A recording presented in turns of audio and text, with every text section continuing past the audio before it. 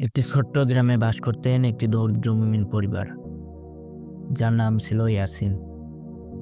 তাদের জীবনটা ছিল সংগ্রামের। বাবা একটি ছোট্ট খামারে কাজ করতেন এবং মা ঘরের সমস্ত কাজ সামলাতেন।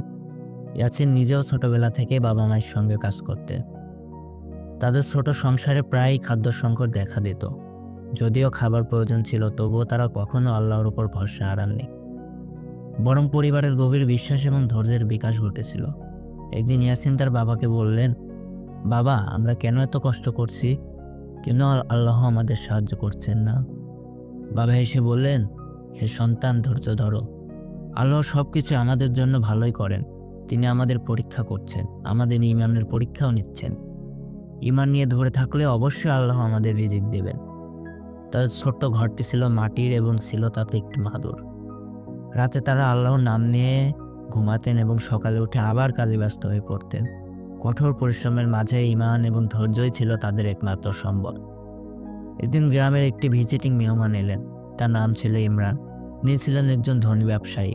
ইয়াসিনের বাবাকে দেখে তার মনে একটা পরিবর্তন এলো। তিনি ইয়াসিনের পরিবারের পাশে দাঁড়ানোর সিদ্ধান্ত নিলেন। অল্প সময়ের মধ্যে ইমরান সাহেব তাদের একটি জমি উপহার দিলেন এবং ধীরে ধীরে শুরু করলেন একটি নতুন ব্যবসা।